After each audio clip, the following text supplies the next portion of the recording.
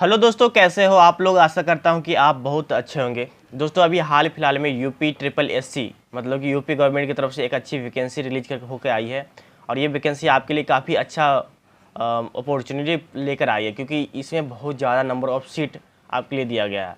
और ये बेसिकली ऐसे स्टूडेंट के लिए है जो बेसिकली सिविल इंजीनियरिंग से ग्रेजुएशन कंप्लीट किए हुए हैं।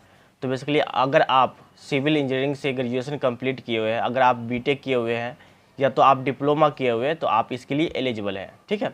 और बेसिकली ये तो यूपी गवर्नमेंट के थ्रू रिलीज किया गया, तो कहीं ना कहीं आपको जो है आपके लाइफ को जो है बेहतर बनाएगी और कहीं ना कहीं प्रमोशन भी अच्छा होती रहेगी, इसकी अर्निंग भी अच्छा होती रहेगी।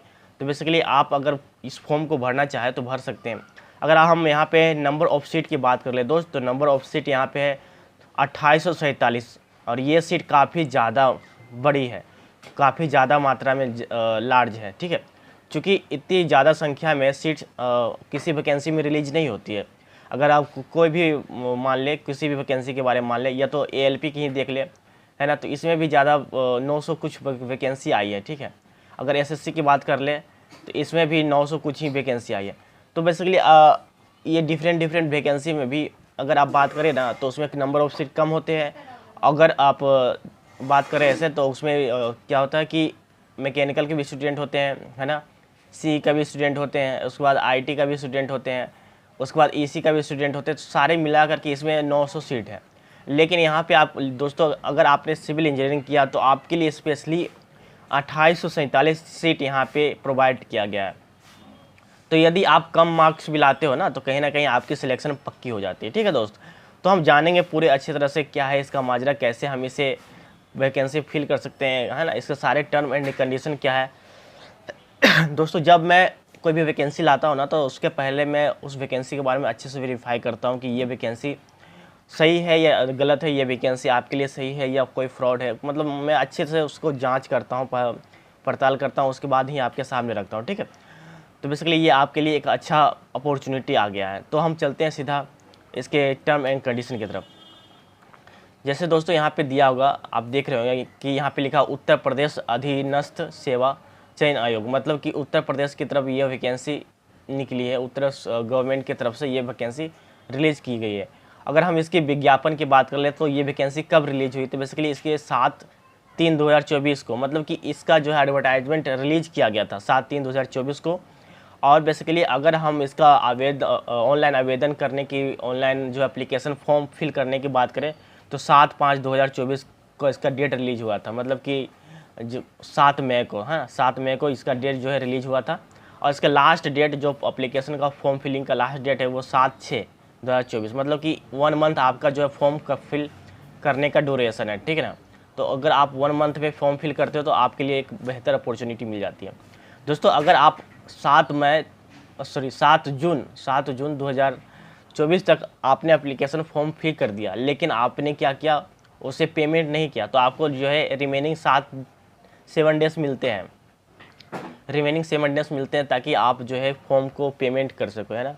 अगर आपने पेमेंट नहीं किया है, बहुत सारे ऐसे होते हैं जो फॉर्म फिल कर देते हैं, सोचते हैं कि अभी पैसा नहीं है, पैसा आएगा तो फॉर्म फिल कर देंगे।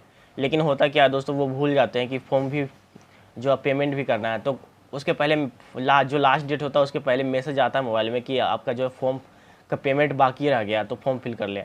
तो वही दोस्तों, अगर आपने फॉर्म फिल नहीं किया होगा तो 7 दिन आपको रिमेनिंग मिलेंगे कि आप जो है उसका फॉर्म फिल कर सकते हैं। उसके साथ साथ दोस्तों ये 7 दिन जो मिलते हैं ना, ये 7 दिन जो मिलते हैं, ये 7 दिन में अगर आपने फॉर्म को गलत तरीके से फिल कर दिया या तो कोई एरर हो गया, जैसे कहते हैं ना एरर, मतलब कि कुछ में नाम में एरर आ गया या स्पेलिंग मिस्टेक हो गया फादर्स नेम में, या कास्ट डालने में जो ना आपने कोई गड़बड़ कर दी, या तो अपने एड्रेस डालने में कुछ गड़बड़ कर दी, तो ऐसी चीज़ें जो आप गड़बड़ कर दिए ना, उससे करेक्शन कर सकते हैं इन 7 वर्किंग डे में। ठीक है। इसके बाद अगर आप करेक्शन करना चाहें तो बेसिकली आपके लिए मुश्किल हो जाएगा, करेक्शन नहीं होगा। तो हम जान लेते हैं आगे सारी चीज़ें। ठीक है। देखो लिखा हुआ आवेदन सबमिट करने व शुल्क जमा करने की अंतिम तिथि 7/6/2024 है। ठीक है। अब जो है एप्लीकेशन फॉर्म भरने के और जो है अब पेमेंट करने की जो लास्ट डेट है 7/6/2024 है। इस तिथि के बाद कोई भी आवेदन शुल्क स्वीकार नहीं किया जाएगा।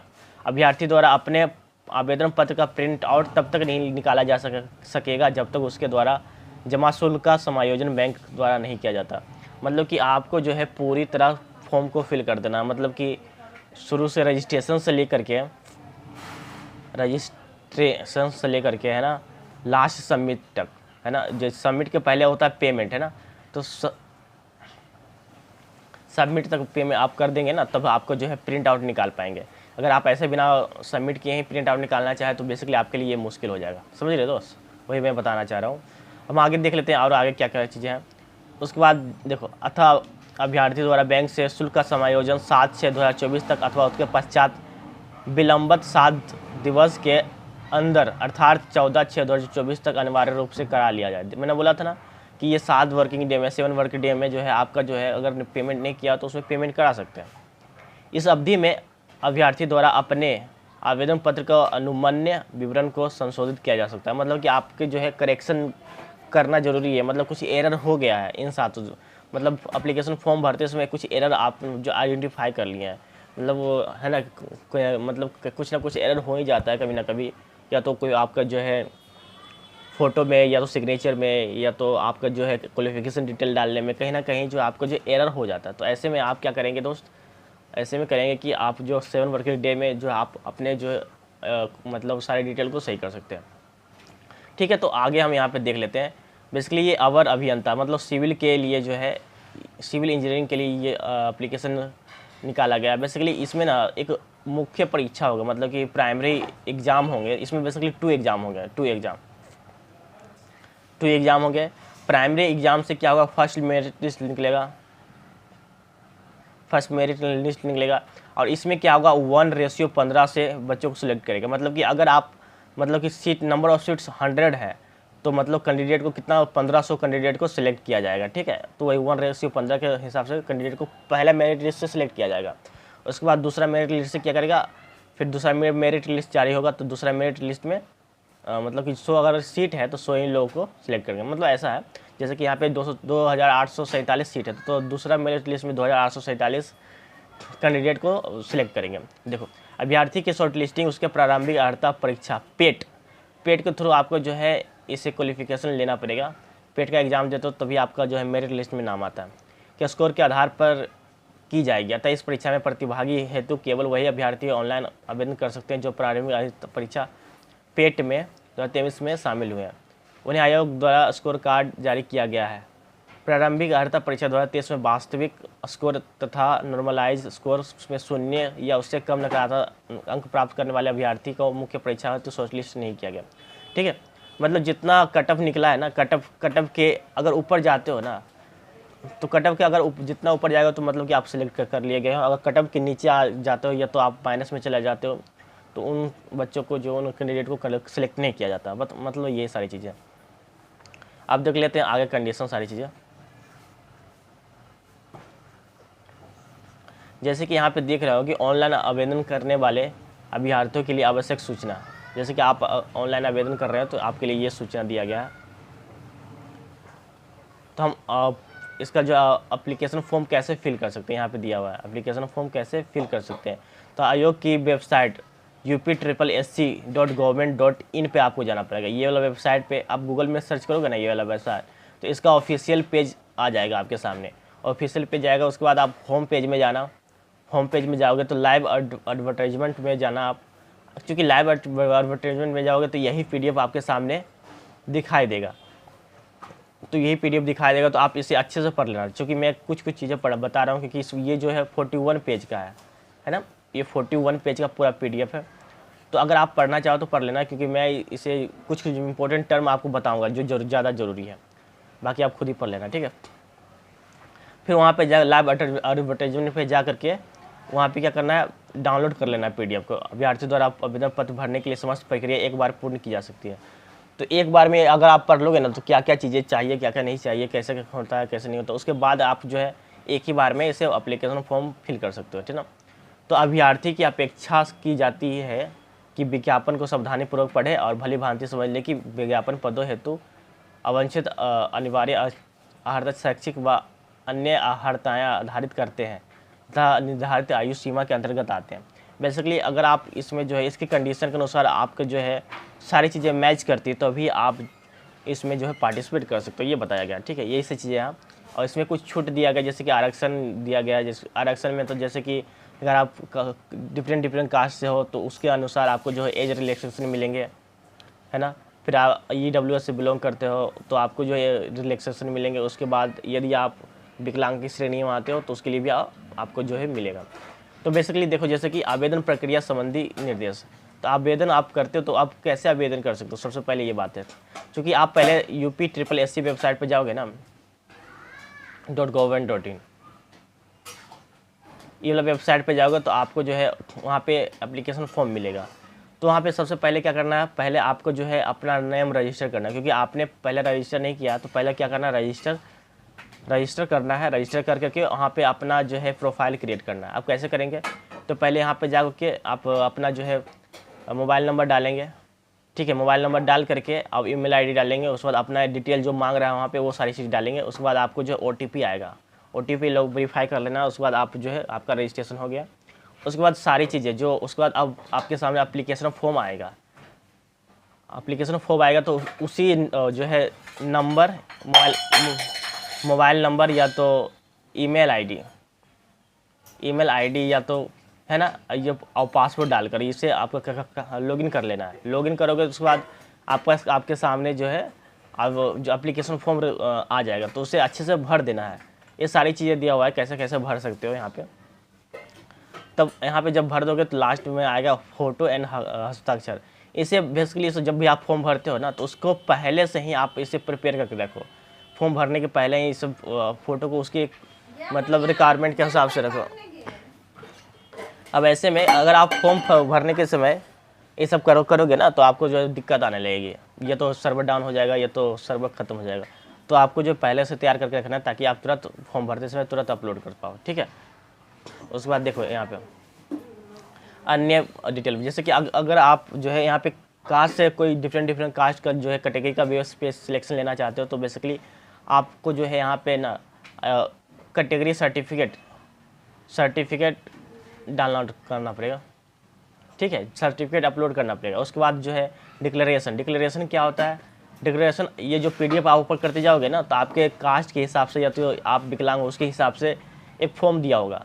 तो आप किस कास्ट से बिलोंग करते हो उसका जो है PDF डाउनलोड करना है, उस पर डिटेल फिल करना उसे। फिर उसके बाद इसे जहाँ पे वेबसाइट पे है जहाँ आप एप्लीकेशन फॉर्म में मतलब अपलोड करने के लिए बोलेगा वहाँ अपलोड कर देना, ठीक है। उसके बाद आपको सेव कर देना, ठीक है।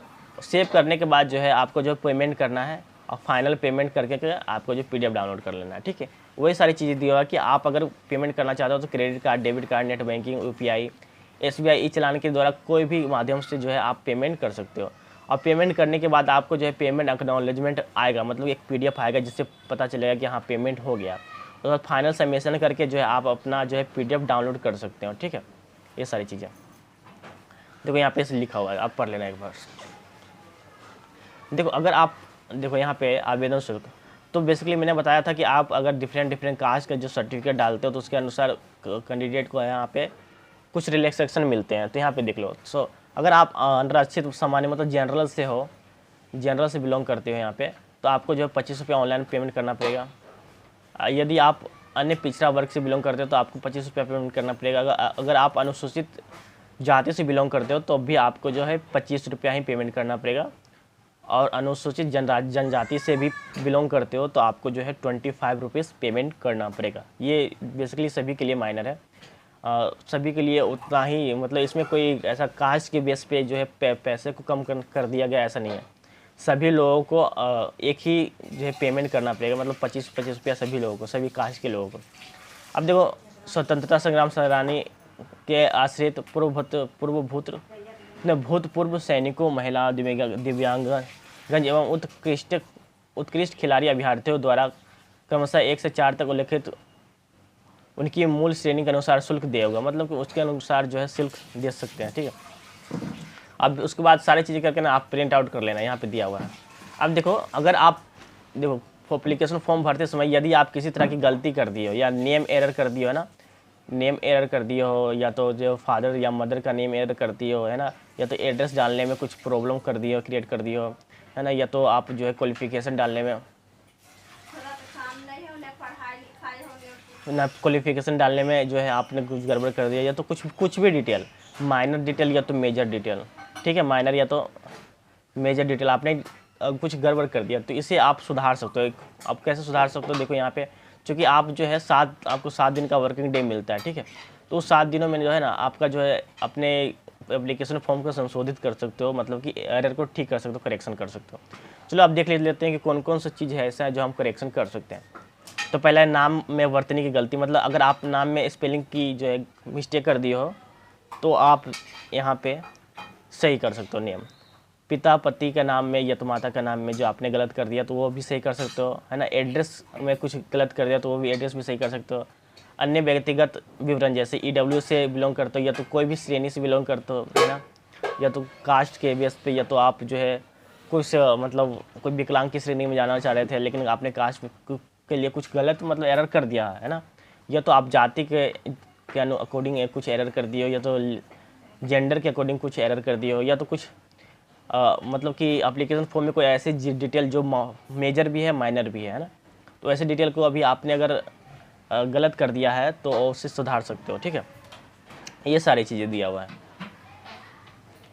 अब देखो यहाँ पे डिफरेंट पोजीशन के लिए, पोस्ट के लिए डिफरेंट जो है यहाँ पे नंबर ऑफ क्या है, नंबर ऑफ सीट्स है अवेलेबल है ना। यहाँ पे देख लेना अवर अभियंता आप सिविल, मतलब अगर सिविल के लिए जाते हो, सारे सिविल के लिए हैं लेकिन अवर अभियंता के लिए जाते हो तो 1092 सीट यहाँ पे अवेलेबल है ना। फिर सहायक विकास अधिकारी के लिए जाते हो तो आपको 765 सीट अवेलेबल है। उसके बाद जूनियर इंजीनियर के लिए जाते हो यहाँ पे तो 693 सीट अवेलेबल है। उसके बाद देखो अवर अभियंता के लिए अभी जाते हो तो 146 सीट है। मतलब यहाँ पे डिफरेंट पोस्ट के लिए डिफरेंट सीट यहाँ पे अवेलेबल है। तो आप किस सीट के लिए एलिजिबल करना हो, आप किस सीट के लिए एलिजिबल हो, आप कौन सा सीट में भरना चाहते हो तो आप भर सकते हो आराम से। तो यहाँ कुल पद की बात कर ले दोस्तों, जो टोटल वैकेंसी है 2847 वैकेंसी है।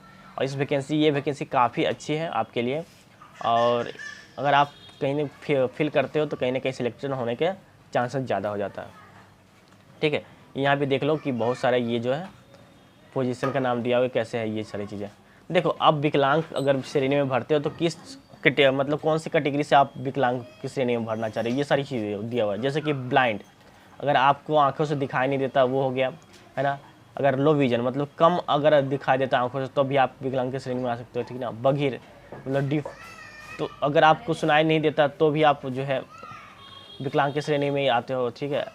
श्रवण शक्ति में ह्रास, कम सुनाई देता हो तब भी आपको जो है विकलांग की श्रेणी में आते हो। एक हाथ प्रभावित मतलब एक हाथ में कुछ डिफेक्ट है उससे काम नहीं करते हो तो भी आप जो है विकलांग की श्रेणी में आते हो। एक पैर प्रभावित, अगर आप एक पैर से प्रभावित हो, एक पैर से कोई डिफेक्ट है पैर में तो भी आप जो है विकलांग की श्रेणी में आते हो ना।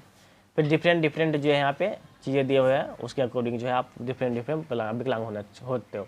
तो बेसिकली आपको जो है इस सब प्रूव करने के लिए आपको सर्टिफिकेट देना पड़ता है ना। सर्टिफिकेट देना पड़ता है तभी आपको मान्य होता है कि हाँ भाई आपने विकलांग की श्रेणी में फॉर्म भरा है, ठीक है। और बहुत सारी चीज़ें यहाँ पे दिया हुआ आरक्षण से रिलेटेड, तो ये भी जो है पोजीशन का नाम दिया हुआ। आप एक बार देख लेना अच्छे से, फॉर्म भरने के पहले एक बार खुद से भी देख लेना कि क्या क्या चीज़ें रिक्वायर्ड है, क्या क्या चीज़ें रिक्वायर्ड नहीं है।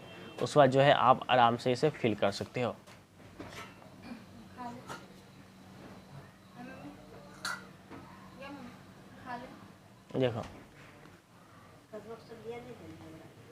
देखो सब यहाँ पे ये सारी चीज़ें दिया हुआ है,